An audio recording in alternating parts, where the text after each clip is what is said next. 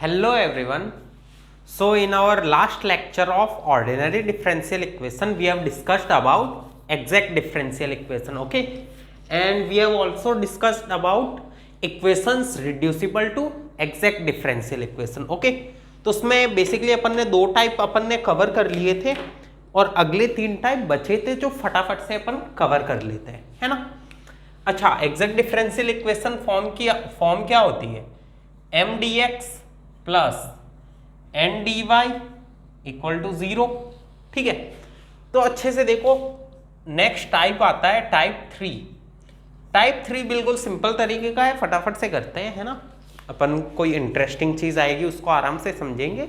बाकी engineering maths की बात करूं तो इसमें एप्लीकेशन वाला पार्ट छोड़ दो तो कैलकुलेशन बिल्कुल ऐसी होती है कि मतलब कोई भी इजीली कर सकता है ना, आराम से समझे तो। अच्छा, टाइप 3 देखो।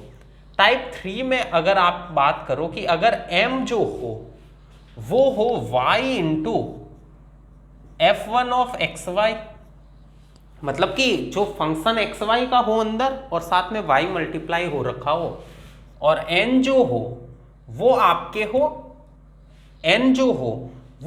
हो x मल्टीप्लाइड बाई फंक्शन, कोई अलग फंक्शन भी हो सकता है, xy का होना चाहिए बस। f1 f2 इसलिए नाम दिए, है ना। फंक्शन किसका होना चाहिए? fy का। अच्छा, तो उस केस में जो आपके इंटीग्रेटिंग फैक्टर निकल कर आता है वो आता है 1 अपॉन mx माइनस ny। बस इंटीग्रेटिंग फैक्टर से मल्टीप्लाई करो, एग्जैक्ट डिफरेंशियल इक्वेशन बन गई, है ना। करें एक दो एग्जांपल फटाफट से, चलो फटाफट से करते हैं। देखो, नोट करना हो उनको नोट कर लो, किया। अब एग्जांपल करते हैं फटाफट एक तो, देखो अच्छे से समझना। अच्छा, देखो एग्जांपल लेते हैं फटाफट से। तो एग्जांपल कुछ ऐसे दे रखा है, y plus y multiplied by 1 plus X Y into D X plus इधर दे रखा है x into 1 minus X Y into D Y equal to 0, ठीक है।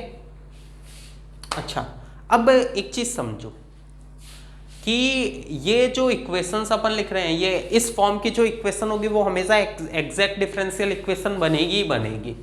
अच्छे से देखो, mx माइनस एन वाई की वैल्यू क्या आ गई?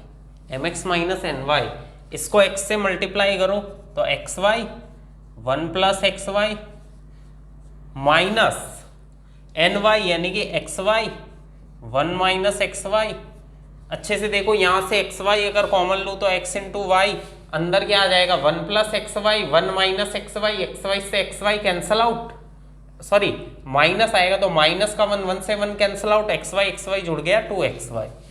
तो आपके इंटीग्रेटिंग फैक्टर अच्छे से देखो, इंटीग्रेटिंग फैक्टर आ गया 1 upon 2 X square Y square. 1 upon 2 X square Y square से इसको मल्टीप्लाई करो, जैसे ही मल्टीप्लाई करूंगा ये आपके क्या आ जाएगी इक्वेशन? अच्छे से देखो तो यहाँ पर आ जाएगा एक y से y कैंसल आउट, बाकी बचा हुआ अंदर मल्टीप्लाई करो 1 अपॉन 2 एक्स स्क्वायर वाई। ऐसे नहीं कि ये 2 वगैरह जो कांस्टेंट हो उधर भेज दो वरना एग्जैक्ट में कन्वर्ट नहीं होगी, है ना। प्लस अच्छे से देखो, y बाहर एक कैंसल आउट हो चुका है, एक्स स्क्वायर वाई मल्टीप्लाई हुआ है, एक्स वाई कैंसल आउट, तो 1 अपॉन में 2x into D X plus इधर आप अगर अच्छे से देखो एक x से एक x cancel out, X Y square अंदर मल्टीप्लाई हुआ तो 1 upon 2 X Y square minus, अच्छे से देखो एक्स वाई कैंसल आउट हुआ तो minus 2 upon 1 upon 2 Y into D Y equal to 0। ये एग्जैक्ट में कन्वर्ट हो गई, ठीक है। अब ये जैसे ही एग्जैक्ट में कन्वर्ट हुई, अब अपन क्या करेंगे? अब अपन इसको सिंपली सॉल्व कर देंगे, वही तरीका। सॉल्यूशन क्या आएगा? इंटीग्रल ऑफ दिस y को कांस्टेंट मानते हुए 1 upon 2 X square Y plus 1 upon 2 X multiplied by D X, और साथ में क्या आ जाएगा? प्लस इंटीग्रल ऑफ, साथ में नॉट कंटेनिंग एक्स ये है माइनस ये into D Y equal to some constant. Clear है ना। अच्छा, y को कांस्टेंट मानते हुए इसको इंटीग्रेट करो, इंटीग्रेट करोगे तो यहाँ पर सिंपली क्या आ जाएगा -1/2xy, और इधर आ जाएगा प्लस का ln x/2 माइनस इधर आ जाएगा ln y/2 equal to some constant, है ना। अब आप इसको चाहो तो और भी सिंप्लीफाई तरीके से लिख सकते हो। कैसे? इस पूरे को 2 को भी इधर ले आओ, ठीक है। तो इधर आ जाएगा ln x/y, इधर आ जाएगा ये दोनों मिलकर x/y equal to twice of c plus 1/xy। ये सॉल्यूशन आ जाएगा, है ना। ये उधर चला गया, 2 से मल्टीप्लाई करती है आप, क्लियर। ये सॉल्यूशन आ जाएंगे। देखो एग्जैक्ट डिफरेंशियल इक्वेशन अब सेमेस्टर वगैरह के एग्जाम में करो तो ये लिखने के बाद इंटीग्रेटिंग फैक्टर से मल्टीप्लाई करने के बाद भी del m by del y और del n by del x को इक्वल करके दिखाना पड़ेगा आपको, है ना। बाकी ये हमेशा एग्जैक्ट में रिड्यूस होती है। यही आपके फिक्स मेथड होते हैं इंजीनियरिंग में जो आपको पता होने चाहिए, है ना। क्योंकि एक इंजीनियर की कैलकुलेशन बहुत बहुत बहुत ही ज़्यादा अच्छी होनी चाहिए। एक्यूरेसी इज मोस्ट इंपॉर्टेंट है इंजीनियरिंग में, है ना। देखो करो नोट। नेक्स्ट एग्जाम्पल देखो, इसी का एक और ले लेते हैं ताकि फटाफट जल्दी से जल्दी आगे बढ़ना है अपने को, तो है ना। देखो अच्छा नेक्स्ट देखो, ट्राई करना खुद से कि हो जाए। दे रखा है xy multiplied by sine of xy plus cos of xy multiplied by y dx, साथ में दे रखा है plus xy sine of xy minus cos of xy multiplied by x dy equal to 0। ठीक है, इसको कैसे करोगे बताओ, जल्दी से करके करो। सबसे पहले तो वही mx माइनस एन वाई, तो mx minus N Y calculate करता हूँ। mx minus N Y calculate करूंगा तो अच्छे से देखो दोनों में से xy हो जाएगा तो वो कॉमन आ जाएगा।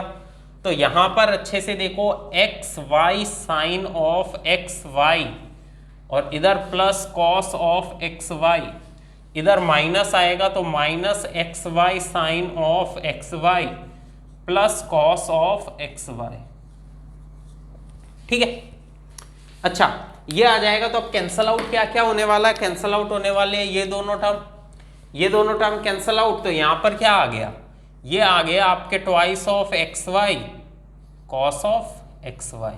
अब इससे ही डिवाइड करना है, जैसे ही डिवाइड करूंगा ये इक्वेशन क्या बन जाएगी, अच्छे से देखो यहां पर y से y कैंसल आउट हो जाएगा, 2x cos xy अंदर मल्टीप्लाई होगा तो अच्छे से देखो इधर x से x कैंसल आउट हो जाएगा और यहां पर अच्छे से देखो बचेगा y tan of xy upon 2। Clear. अच्छा इधर क्या बचेगा, प्लस cos से इधर cos वाला कैंसल आउट है ना, y तो बार कैंसल आउट हो ही चुका था तो 1/2x dx प्लस इधर अगर अच्छे से देखो x से x कैंसल आउट हो चुका, y ये 2y cos xy अंदर जाएगा तो इधर अच्छे से देखो y से y कैंसल आउट हो जाएगा, है ना। तो बचेगा x tan xy अपॉन में 2, इधर आ जाएगा माइनस, अच्छे से देखो यहां पर आपके cos xy से cos xy कैंसल और बाहर x कैंसल हुआ था तो यहां पर 2y इधर dy इक्वल टू 0। क्लियर। अच्छा इधर अगर आप अच्छे से देखो तो यहां पर क्या आ जाएगा, अब एग्जैक्ट में कन्वर्ट हो चुकी है तो इंटीग्रल ऑफ दिस, ठीक है, y कांस्टेंट रखते हुए, y कांस्टेंट रखते हुए इसका इंटीग्रल आएगा y/2। ठीक है, और इसका क्या आ जाएगा, इसका tan x का इंटीग्रल आपको पता हो तो क्या होता है ln sec x, है ना। क्या होता है ln sec x, क्योंकि अगर आप अच्छे से देखो यहाँ पर साइन अपॉन कॉस आता है, कॉस को t रखते हैं तो यहाँ पर वो माइनस आ जाएगा, साइन वो उधर पावर में चला जाएगा तो इधर आ जाएगा ln sec xy और अच्छे से देखो, x का कोफिशिएंट x के रेस्पेक्ट में कर रहे हैं, x का कोफिशिएंट y है, y कांस्टेंट मानते हुए इधर डिवाइड में प्लस इधर 1/2x, तो 1/2x आ गया तो यहां पर क्या आ जाएगा ln x अपॉन में 2 प्लस इधर की तरफ वही x/2, ठीक है, और इधर भी ln sec xy अपॉन में एक क्या आ जाएगा x, sorry not containing x वाली टर्म लिखनी है ना, सॉरी नॉट कंटेनिंग x वाली टर्म लिखूंगा तो इधर की तरफ अगर अच्छे से देखो तो यहां पर क्या आ जाएगा माइनस ln y अपॉन में 2 इक्वल टू कॉन्स्टेंट, है ना। अच्छे से देखो, सिंपल अच्छा सा आंसर आया।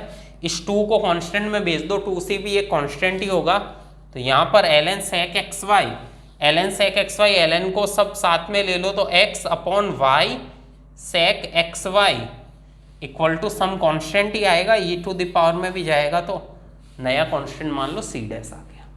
ये देखो सिंपल तरीका सॉल्व करने का, है ना। ऐसे ही सेमेस्टर में आते हैं, गेट में भी आते हैं, और कहीं से भी कहीं भी एग्जामिनेशन में देखो सिलेबस की बात की जाए तो क्वेश्चन कहीं से भी आ सकता है। अब होता ये है ना, मैं आपको सच बताऊं तो गेट ईएस के एग्जाम में कि जिस साल एग्जाम में कोई टॉपिक आ गया अगले साल से वो नोट्स में आ जाता है, ऐसा टॉपिक जो रेयरली टच होता है। देखो होता यही है कि कोई भी एग्जामिनेशन की आप बात की जाए, कोई पर्टिकुलर टाइप का क्वेश्चन गेट में एक बार आ गया या ईएस में एक बार आ गया, अगली साल वो नोट्स में ऐड हो जाता है। इसलिए आपने एक प्रीवियस ईयर क्वेश्चन उठाकर देखोगे तो वो तो सारे हो जाते हैं, है ना, लेकिन नया पेपर आता है तब उसमें मार्क्स लो आते हैं रादर देन कि जो प्रीवियस ईयर के कर रहे हैं, है ना। चलो अपन आगे कंटिन्यू करते हैं। टाइप 3 खत्म हुआ अपना, टाइप 4 करते हैं, है ना। अच्छे से देखना, देखो जो आपका नेक्स्ट टाइप आता है टाइप 4, अच्छे से देखना, इसको उठा रहा हूं, देखो नेक्स्ट देखना। नेक्स्ट आपके टाइप आता है, थोड़ा सा इंपॉर्टेंट भी है, अच्छे से समझना इस टाइप को। मार्कर भी पता नहीं कौन सा काम कर रहा है। चलो देखो, अगर ये जो M D X plus N D Y equal to 0, ये कौन सा है आपके टाइप 4, है ना। M D X plus N D Y जो हो वो आपके क्या हो, होमोजीनियस डिफरेंशियल इक्वेशन, क्या हो, होमोजीनियस। अगर ये होमोजीनियस है तो बिल्कुल सिंपल तरीका, और होमोजीनियस हो and M X plus N Y not equal to 0, अगर ये नॉट इक्वल टू 0 है तो इसका इंटीग्रेटिंग फैक्टर बिल्कुल सिंपल है कैलकुलेट करना, 1 upon M X plus N Y, इसका क्या होता है integrating factor, 1 upon M X plus N Y, इसका क्या होता है इंटीग्रेटिंग फैक्टर, है ना। इससे मल्टीप्लाई करो, इंटीग्रेबल बिल्कुल सिंपल एग्जैक्ट डिफरेंशियल इक्वेशन बन जाएगी, है ना। चलो अपन एग्जांपल करते हैं फटाफट से, अपन को मेन तो उसी से मतलब है ना। देखो तो एग्जांपल लेते हैं फटाफट से। देखो क्वेश्चन आपको कुछ इस तरह दे रखा है, X square Y D X, simple लेते हैं थोड़ा सा, minus X cube plus Y cube into D Y equal to 0, ये आपको दे रखा है ना। अब बताओ इसमें अपन कैसे करेंगे, होमोजीनियस दिख रही है आपको, देखो थर्ड पावर की, है ना।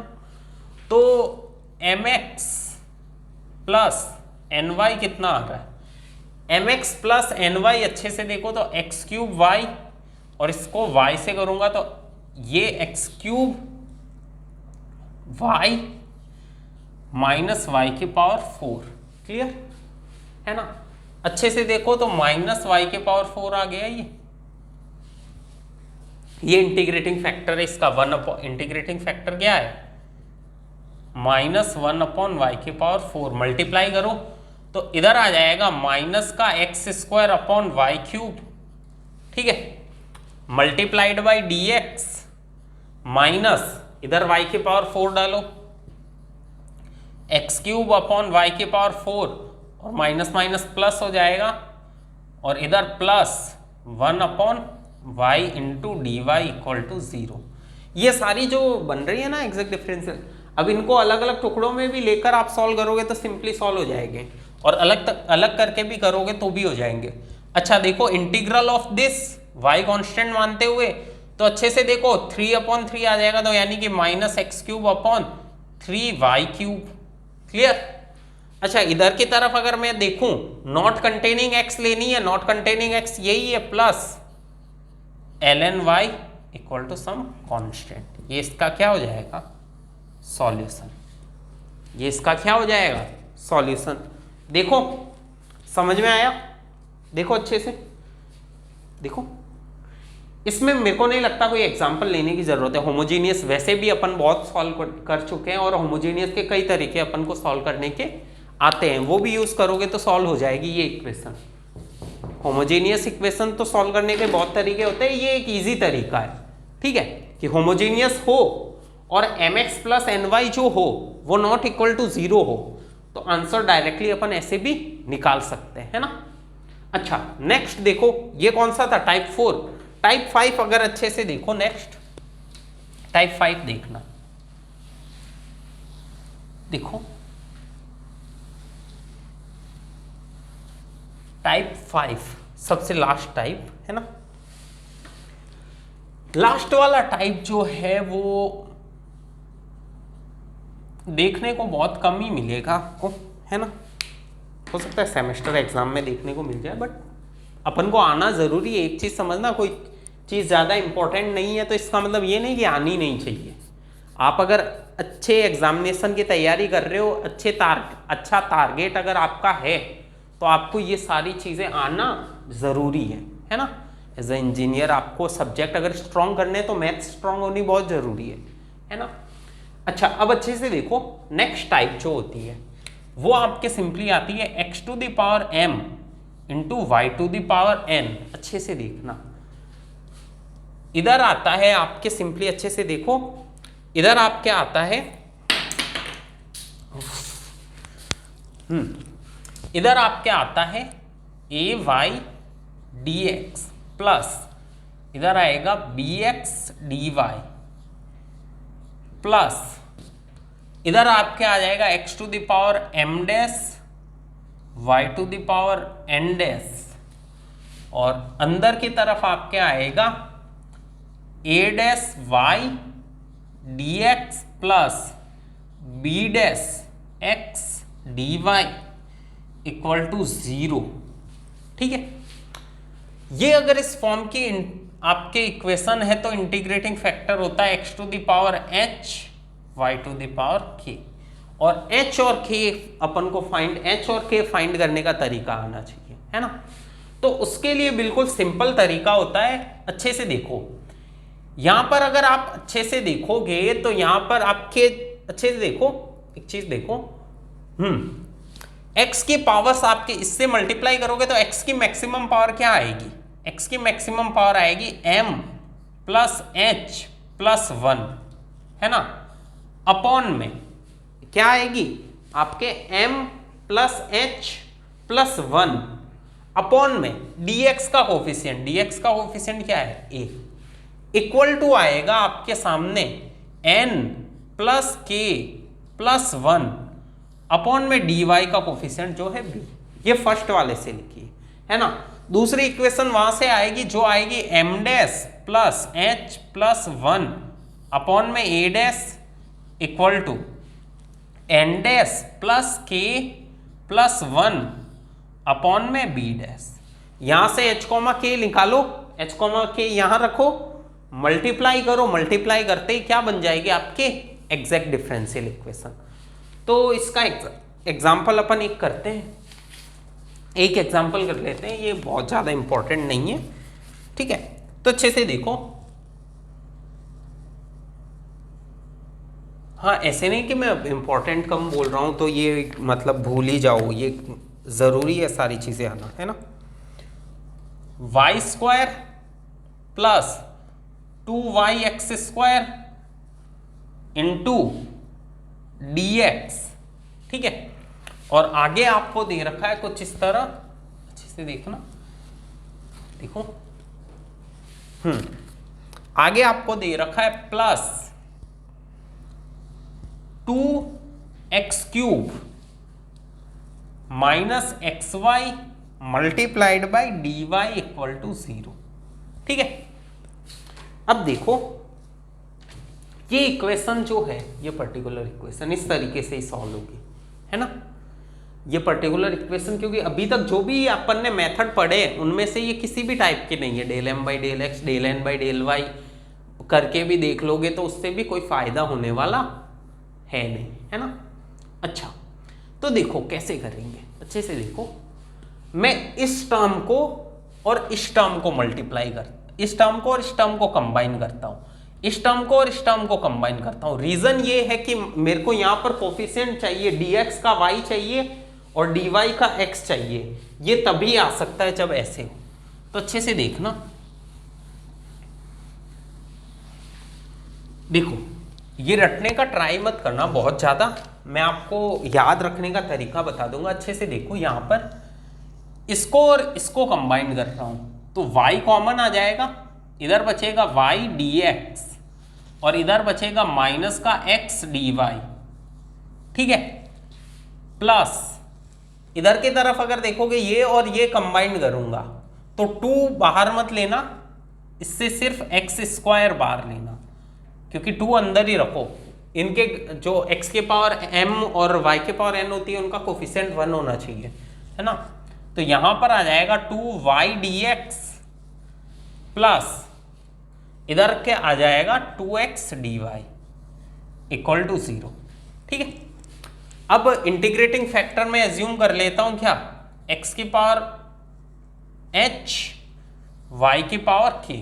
क्लियर? अच्छा, एज्यूम कर लिया तो अब क्या करूं, सिंपल तरीका क्या करूं, देखो यहां पर अच्छे से देखो, यहां पर x की मैक्सिमम पावर क्या बनेगी, h प्लस 1।